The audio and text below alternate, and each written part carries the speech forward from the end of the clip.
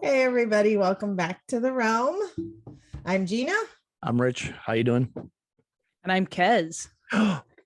Sounds so excited. Surprise guest. Yay. Surprise. Didn't see that one coming, did you?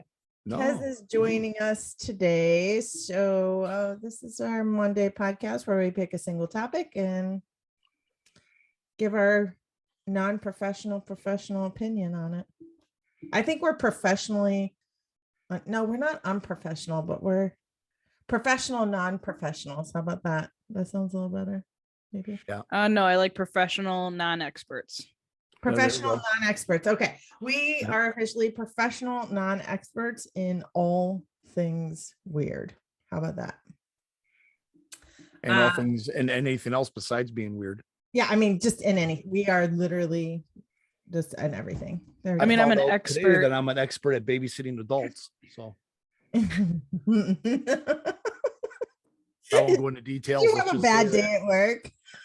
Every day at work, it's like, I don't. Sometimes you just don't know how people can survive from day to day.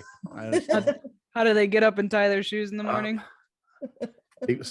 Yeah, that's about it. They should probably have Velcro instead of laces. Be easier for them, and that they'd probably mess up. So.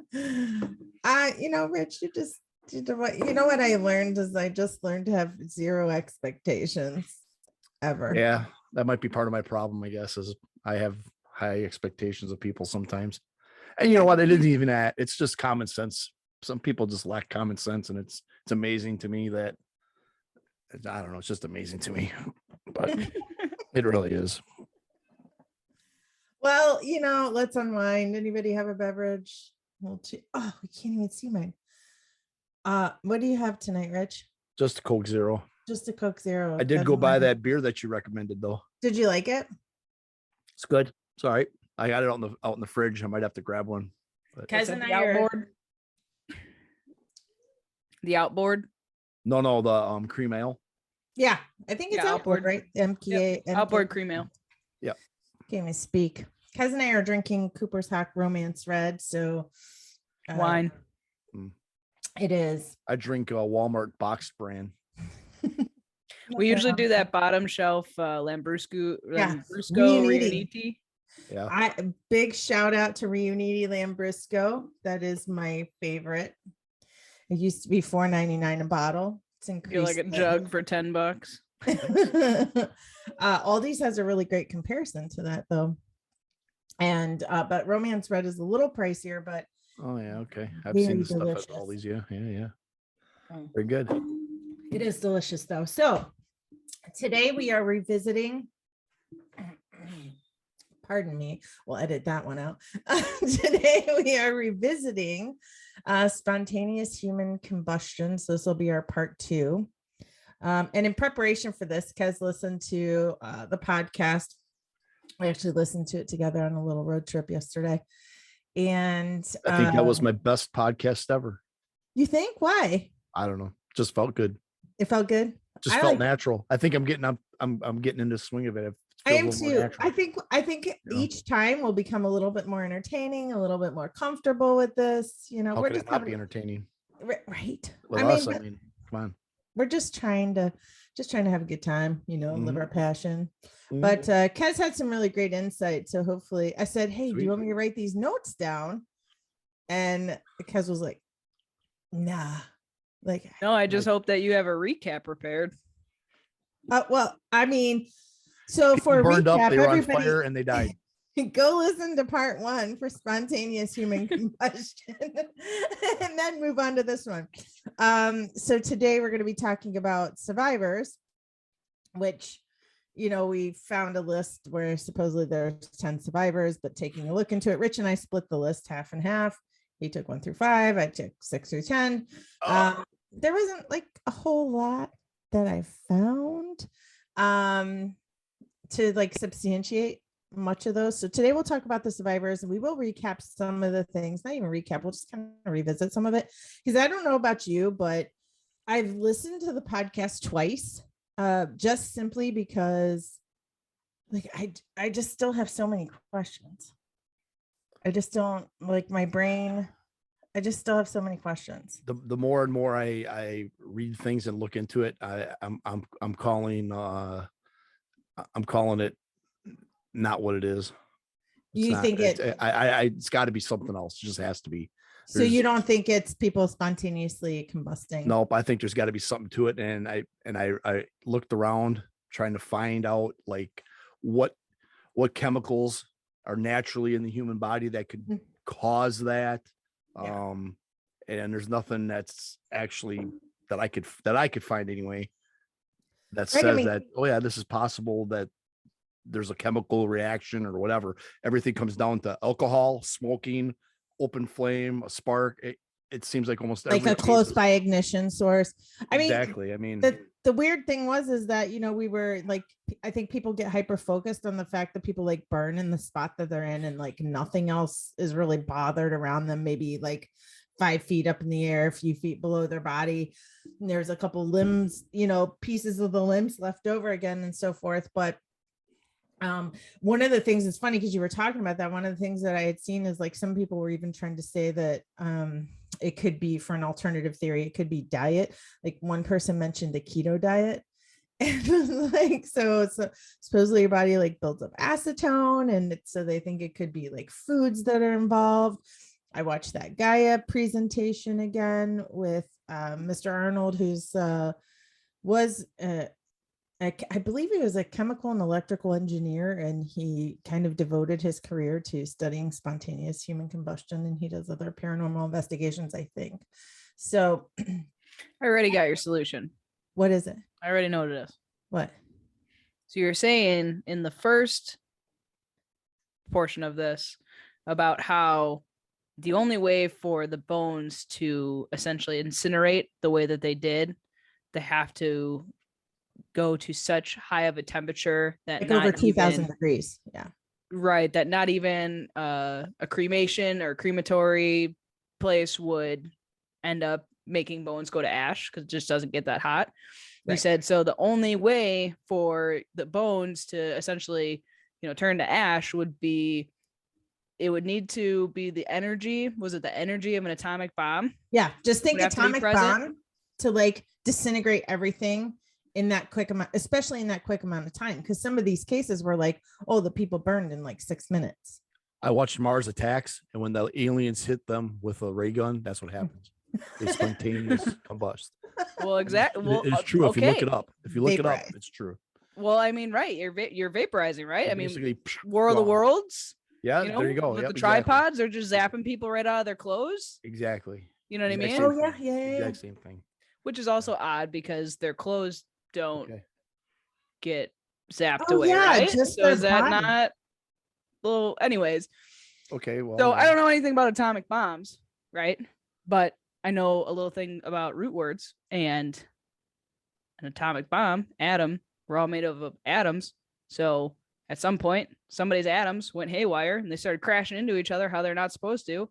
Bam, creating this energy, spontaneous human combustion.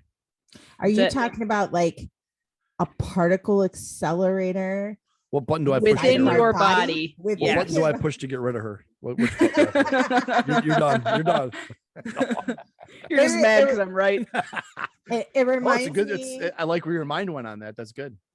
Well, it reminds me of this quote that I love, and I'm going to misquote it because I always do, but it's something along the lines of, I, a universe of atoms, am but an atom in the universe.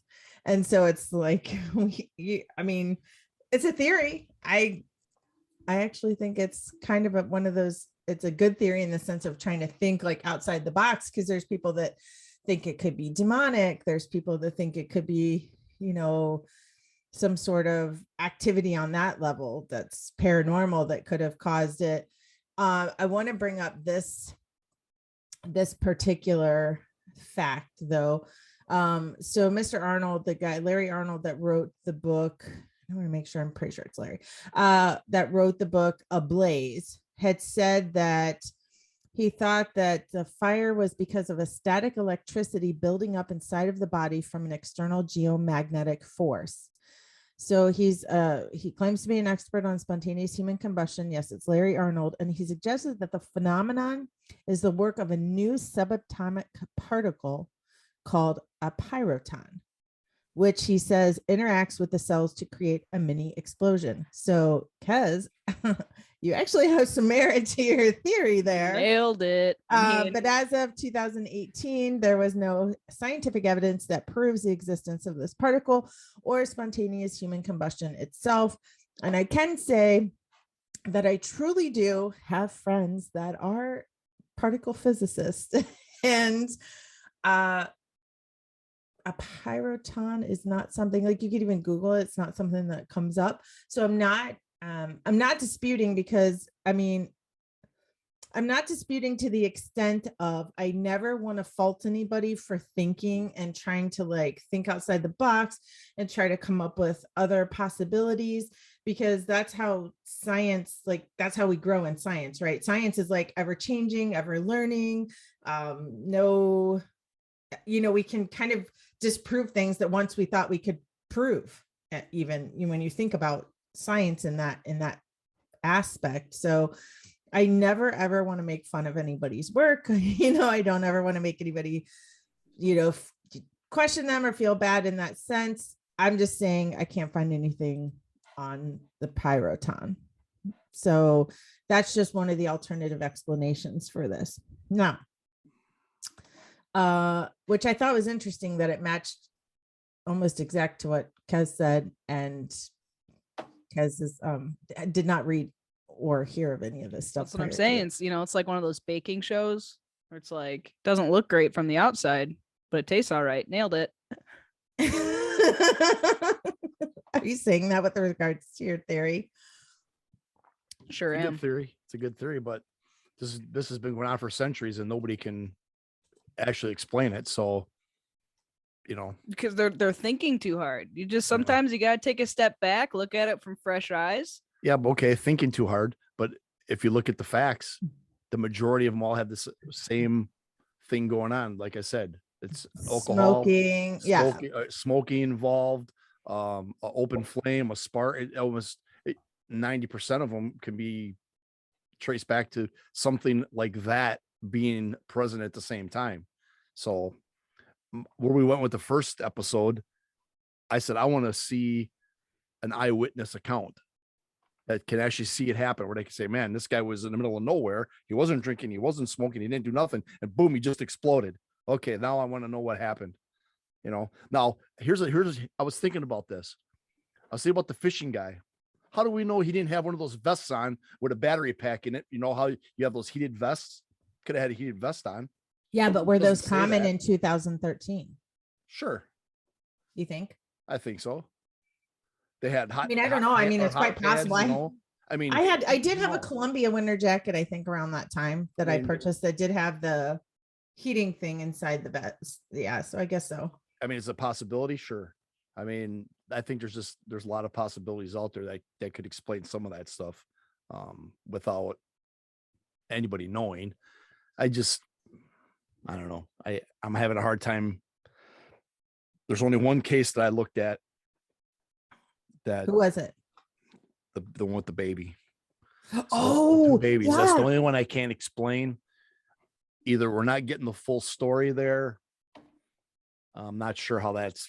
Is that one of the ones you prepared for tonight? Well, that was number 10 on the list. I went from 10 to 10 down because you said do the first ones on the list. I started there, whatever, how the case may be. But the baby Raul or Rahul.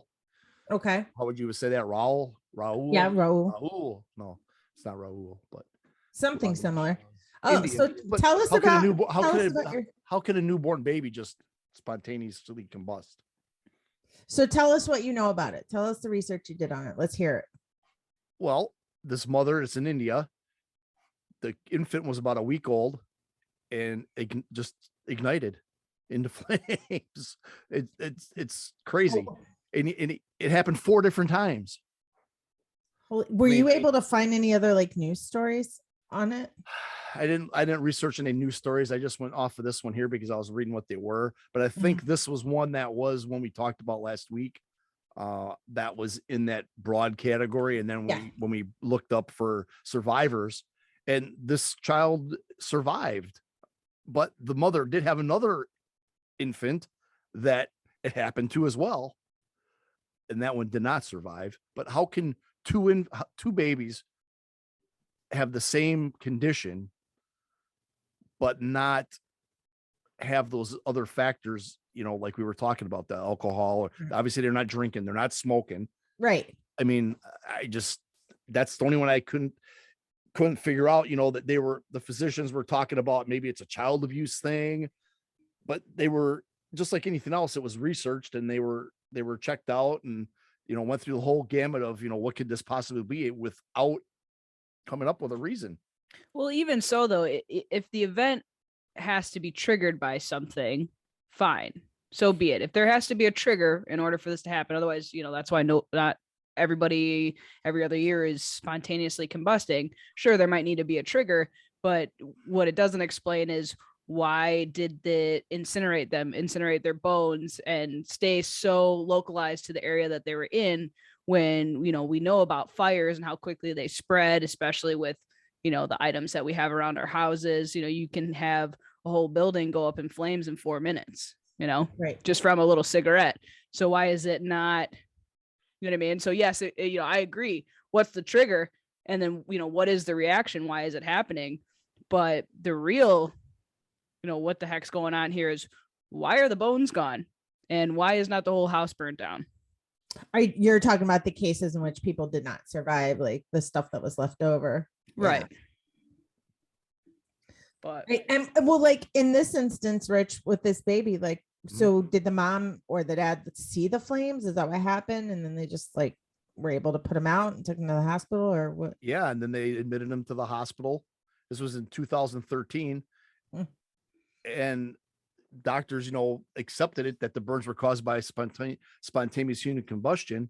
But of course, they were like, wait a minute, that just doesn't happen. And that's when, they were thinking, okay, it could be child abuse, it could be any other thing. They called the police, child welfare, stuff like that. But the parents stuck to their story and said, and they were even evaluated by psychiatrists, the whole 10 yards of, could these people be, putting on a ruse or whatever, Like harming their child. Yeah. Mm-hmm. Well, it's also quite interesting too, to be an eyewitness, and if they are telling the truth, that they saw flames. Because I guess kind of what I was thinking is, I'm thinking this is an internal combustion that's happening, and you're kind of like melting from the inside out, is the way I kind of pictured it. Not necessarily like, oh, their face is glowing red like you're sticking a flashlight in your mouth, but kind of more inside out. But this sounds like it's all encompassing, all at the same time, or even maybe outside in. Yeah. So that begs the question, like, where is the energy then coming from? Yeah, that's the part. Create a flame, even if it's starting from the outside and bringing in. If it's a chemical reaction on the inside of the body that's like creating an outward reaction, I guess similar to like hives. Whenever somebody has an allergic reaction to something, they ingest something, they get hives. So it's an external but what could it manifestation. What could it be? How come no one's figured it out? It's a poltergeist. I mean, let's go back to that. You can say, well, the more alcohol you add, maybe that's it. Well, no, because then you just die of alcohol poisoning. Otherwise, otherwise you'd have all these. You would think, okay, now I'm gonna flip the side of that. Now you would think, with everybody that drinks and smokes and everything else, not everybody's burning up. So Right. what makes it happen to just certain individuals? And that's where I went with trying to find out if there's something in the human body, maybe an illness or something like that, that would ignite that, or to help fan the flames, so to speak, and I couldn't find any. I couldn't find. I wish I could do a drum to that one. Kez can add it later. Boom, boom. Yeah, right. Okay, but the second baby then died from the burn. Yep, same thing. Or? Yeah.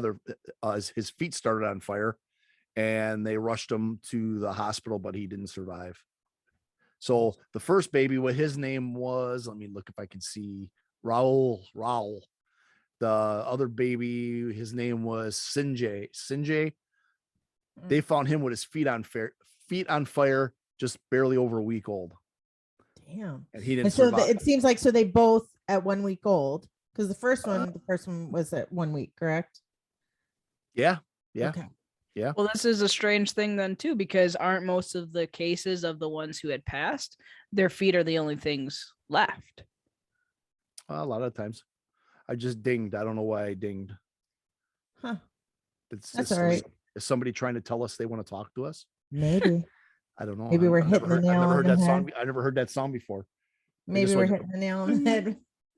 Nail on the head with it. But okay, so Maybe it's just me. but like we talked about in the first episode, though, as far as like how they're explaining how science or fire investigators and so forth are trying to explain the limbs being left over is the lack of like the amount of fat or Right. substance that's able to burn kind of runs out once it gets to like the hands and feet and like lower legs. It's usually the thinner parts on people's bodies. So then the flame And the flames usually burn extinguishes. up. Fire usually goes up, doesn't go this way. Like with the wicking. So like Correct. the fat's melting while the fire's going up, the fat continues to melt down. By the time it gets to that portion, like depending on what position the person was in, they're saying that's why there's limbs that are left over, and it's always the limbs that have the least amount of fat on their body. It is curious though that people are sitting in a chair or laying in bed. Why doesn't the bed or the chair burn? It's like only just like the outside, like the part where they were sitting on was charred. Right. In one instance, like the ceiling, which was like, I don't know, 5 feet above, the chair was had some soot on it. But I looked into Frank Baker, the fisherman. Very good. And basically, just to recap, he's one of the survivors from the top 10 list that we talked about in episode 1. He lives in Vermont. He's a decorated Vietnam veteran. He was getting ready for a fishing derby. I need to stop saying he was getting ready for a fishing derby with his friend Peter. Parker. I'm not sure if it's but I still don't know how to pronounce it. I don't know if it's Wiley or Willie. We're gonna go with Willie, Peter Willie. And that's wrong on so many levels. After I said it, I'm like, wait a second. That's not okay. Is this a real story? Or what? Let's go with Wiley, like dear Tay. I literally just now I'm getting, as I read it out loud, I was like, oh, I'm being punked. Yeah, did you find this on Wikipedia? But hey, Wikipedia has some good stuff. But no, this is actually not. Peter Wiley, we'll call him Wiley. Apparently they were, getting ready for their fishing derby the next day. They're sitting on the couch talking about things, supposedly jovial, having a good time.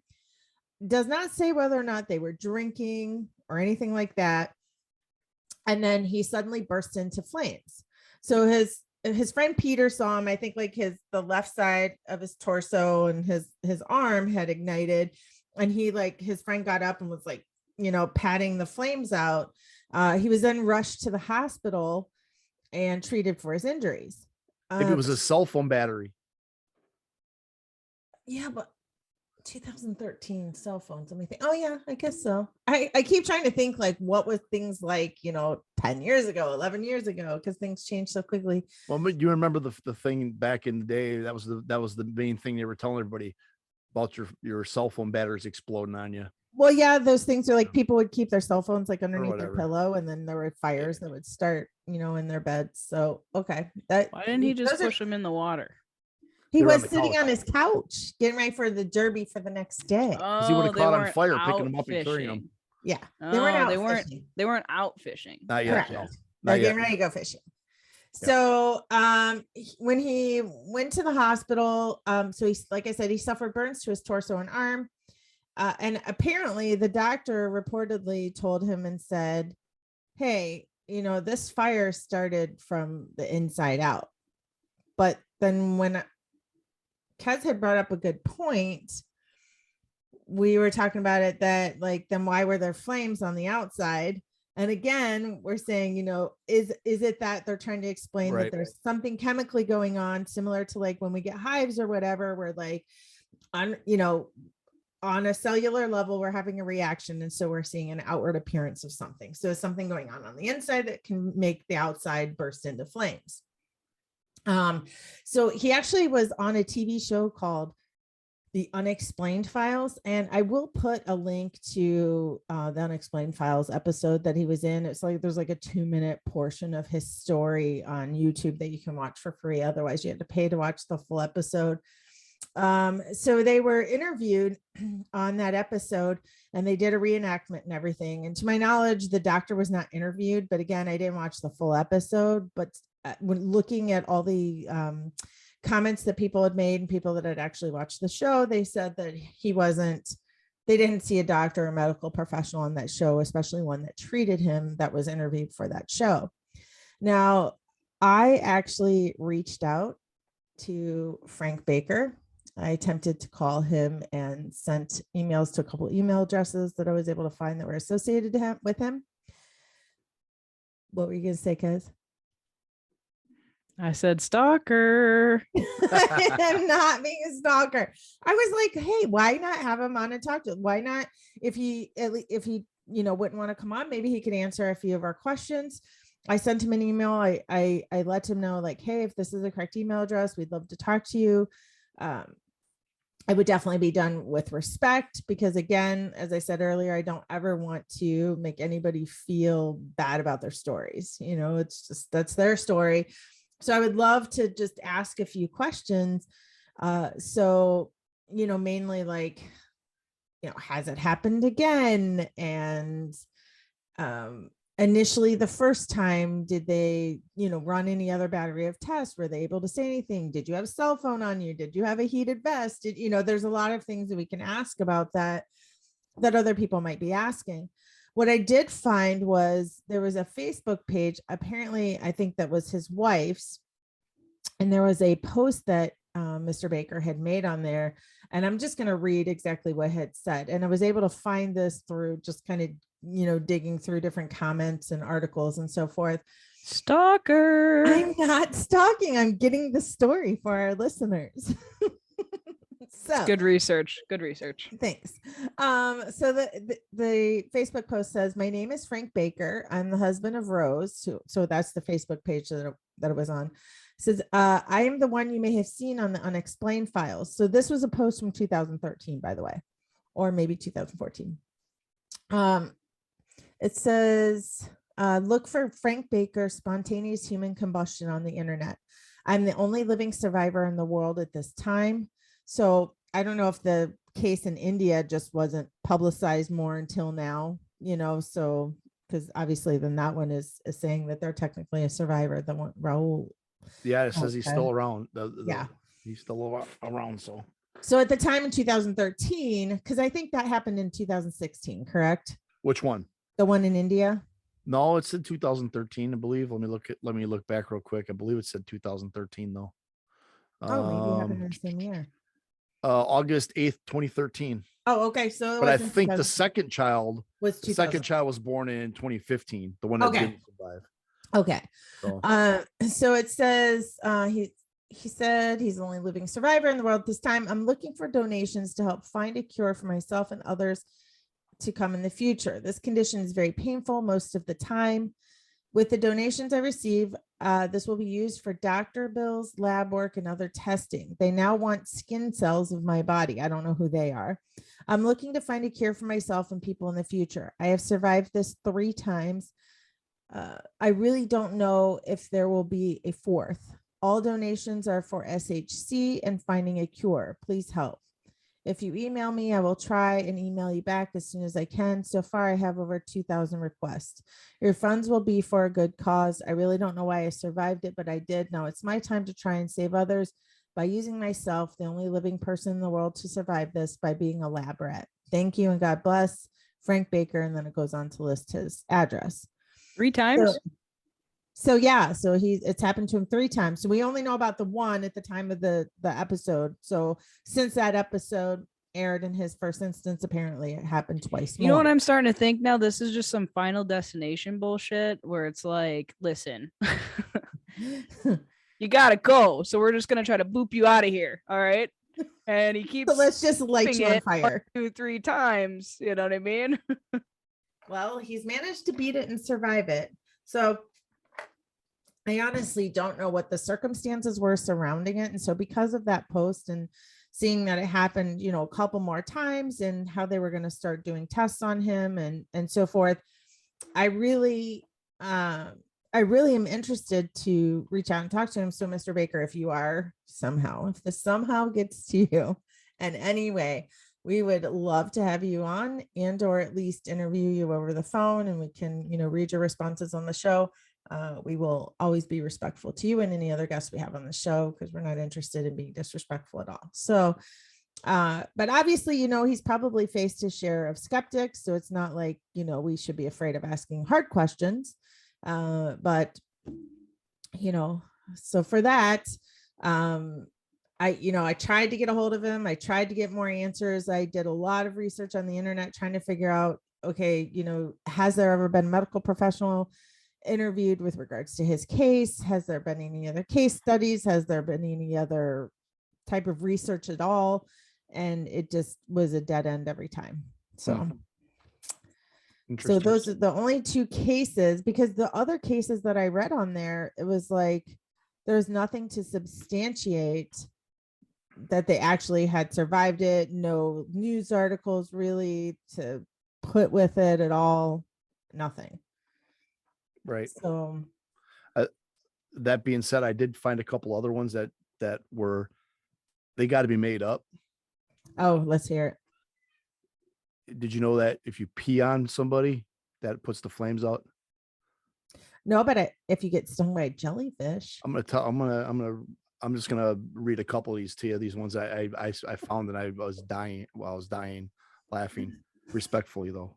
Respectfully, I was okay. I mean, with all due respect, I was laughing very hard. But I mean, some of these things are like, I mean, for instance, this guy was on a TV show, so there, you know, there's some merit to something somewhere to go on a show. Mm-hmm. But peeing on whatever. This one is Zacharias of Hester.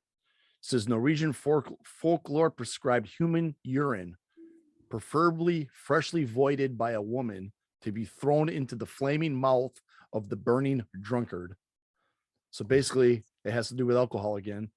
Oh yeah, there's one iconic 19th century case report from West Gothia describes a fiery fate of a habitual topper named Zacharias, who suddenly ignited spontaneously.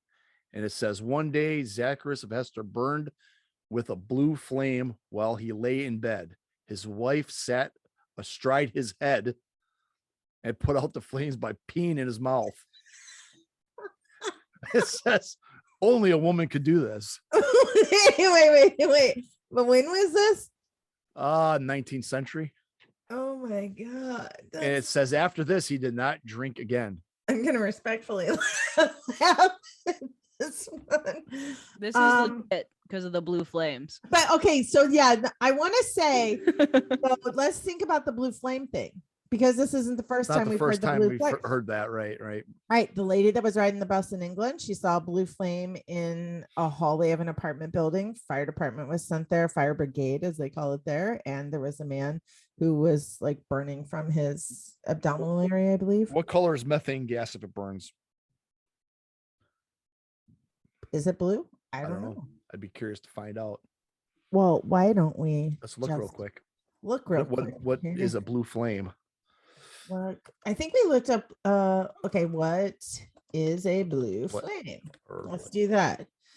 A blue flame means complete combustion of gas. With complete combustion, LPG, which is propane, burns with a blue flame.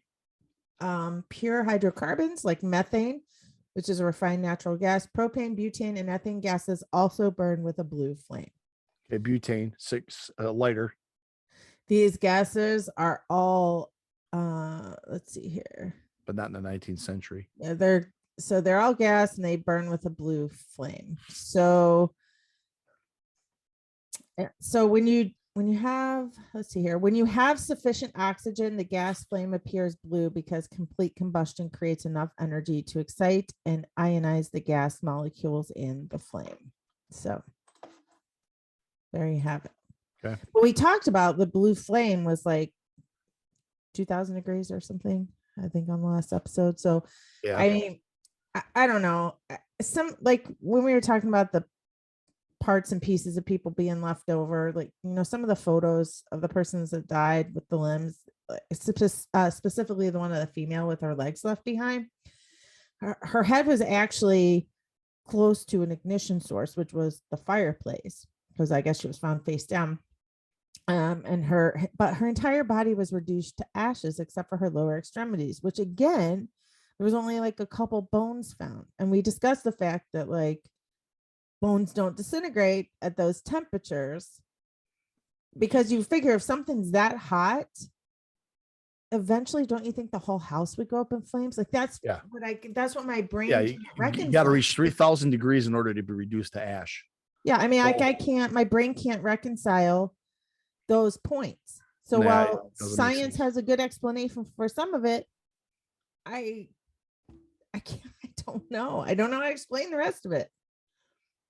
So I don't know either. It's weird. I mean, I've read different things, and every one of them, it's all speculation. There's no, I mean, obviously, I don't know that you'll ever get a definite answer, right? Because it's one of those things. It's just like the paranormal. I don't think you're ever going to get anyone to give you a honest answer. It's all going to be speculation, and it's all going to be opinion of whoever it is that's doing the talking or research, because it's just not, not substantiated, Well, and because you were talking about the house fire, like, I mean, an average house fire is like 1100 degrees. I think when I looked up, I think the average house fire is 1100, but I mean, it looks like it can get up to like 1500 with some of the research that I was doing, which 1100 degrees Fahrenheit is 593 degrees Celsius for our friends that everywhere else in the world that measures in Celsius, but here, and it could get up to 1500 degrees, which is about 815 degrees Celsius. So while someone could be reduced to skeletal remains in a house fire, you're not going to be missing bones. Like the bones are still going to be there. Right. So, I mean, for an average house fire to reach that amount, you have to think like there's likely a lot of contents, insulation, stuffing, like clothing, whatever the case may be, wallpaper if people still have it, but furniture, I don't know. Kez, do you have any empirical words of wisdom? No, I was just kind of thinking about, a video I had watched at one point where there was a concert and they had pyrotechnics going off, and it, started the ceiling on fire essentially. Oh, that's right. And then you watch this, video where, some time elapses, it's only about 4 minutes. The entire building is engulfed in flames, and that's from, sparks. So that's true. So you're telling me that this person's body is getting hot enough to disintegrate their bones, not doing it's not setting their entire house on fire. Why? Right. Can't get over that. Won't ever get over that. Yeah, that's the part that gets me too. So it's like, there has to be more to it somehow, some way. There's something I mean, apparently, according to some of these things I've been watching, is there's not, a science dedicated to this. And we have, one guy who's kind of like the authority on this research, because he's interviewed so many people, from these people's past. So like whether it was people that worked with them, and those just like since the 1960s, people he's able to get a hold of. I mean, it's 2022.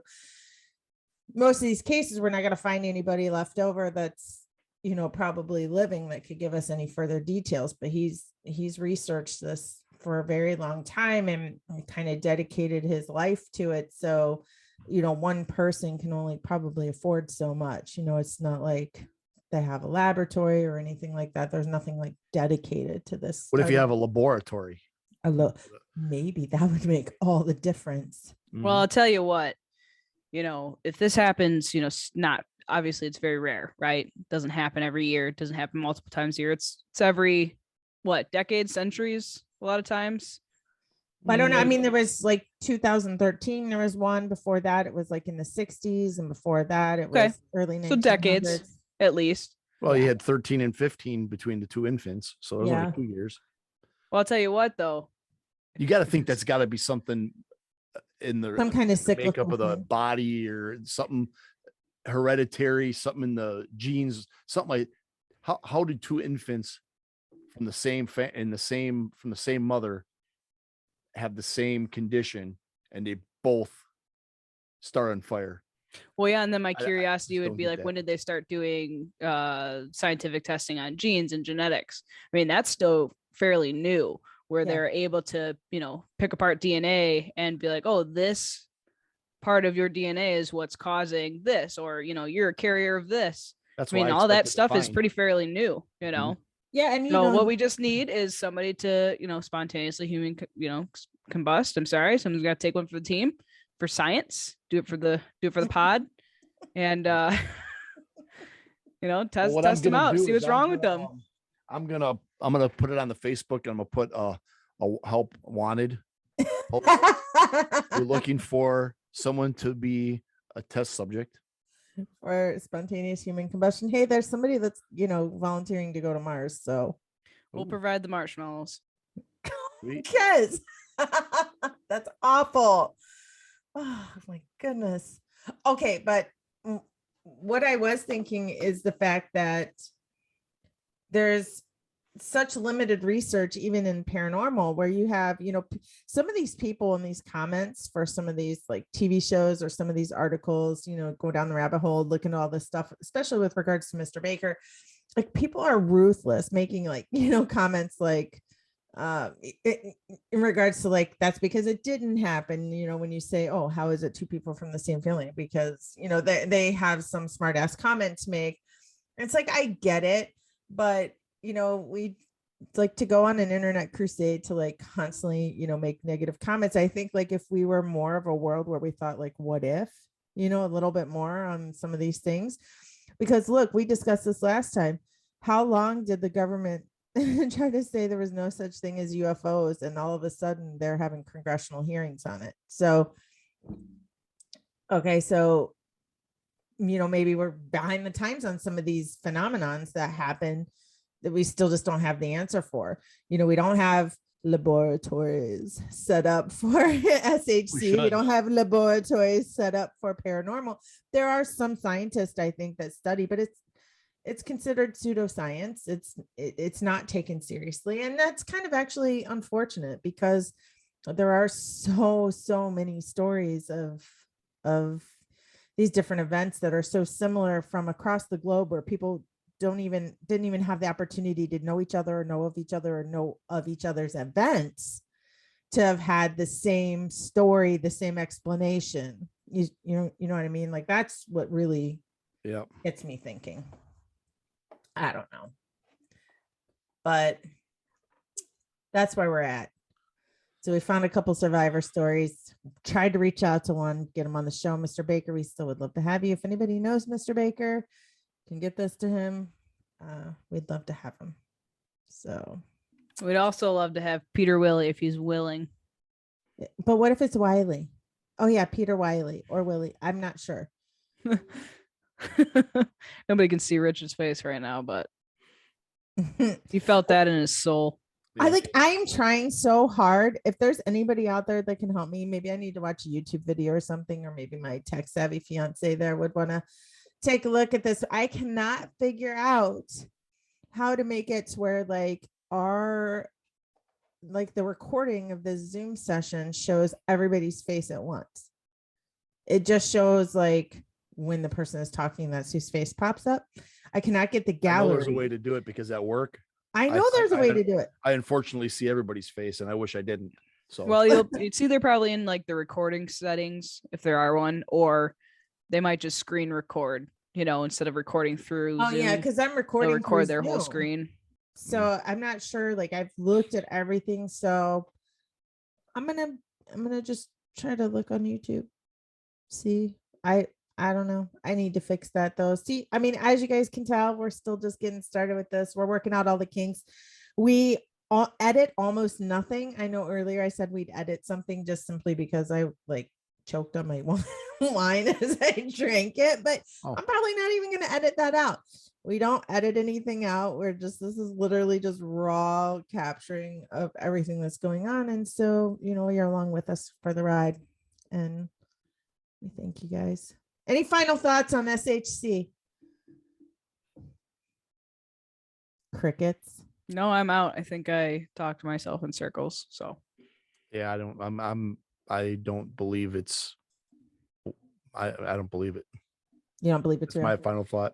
That's all I right. believe there's just, my opinion is it's something else. It's outside factors that just people that there's no good explanation for you. Yeah. And if someone could give me a good explanation and actually have something to back it up, then I guess I would change my mind. But until then, for what I've seen and what I've read, I think that there's got to be outside factors that are causing it, and everybody's lumping it into one thing. Now, just like the baby case, I'm not saying let's for sake of argument say there's 500 cases. I'm not saying that every one of those cases is that way. There's probably a couple that are something else, but I think everything just kind of gets lumped into one category because people don't know the answer. And I think that's what we have here is that, like there's similar circumstances that happen with like burning or whatever the case may be. That's what I think. But it could be something totally different, and everybody's just putting it under this. It's my opinion. It just seems like that's what it's leading to, is everything's getting lumped up into one category without, and then maybe it's because there's not enough data or no one's really researching it enough. I mean, but from what you read, it looks like they've got scientists and they've got everybody, doctors, and nobody can seem to explain it. But then you got the other side of it that can name 5 things that are the same with every single case, right? And they're all outside factors. So, I guess we just are not going to know, at least not now, until I can afford a laboratory. Yeah. Or, well, if I can get somebody to volunteer. I need those winning lottery numbers so that we can get a recording studio and a laboratory. Free marshmallows. That's guys' gift. Like free marshmallows. We might make s'mores. See, catching on now. I bring the graham crackers. Gotta have a toothpick though, just in case. Okay, guys. Well, thanks everybody for listening. And until next time, don't forget to check us out on Wednesday for Weird Weekly News. Have we come up with like an ending punchline yet? Thanks for putting up with us. It's all connected. In the realm. In the realm. I think we tried that one. Yeah, we tried that. So far, we're just saying ciao. Peace out. Yeah, right. What is the ciao? Ciao, everybody. Yeah. I said it one time. Au revoir. And then hey, it's going international. Yep. All right. A biento. Au revoir. Ciao. Sayonara. See you later. Bye. Bye.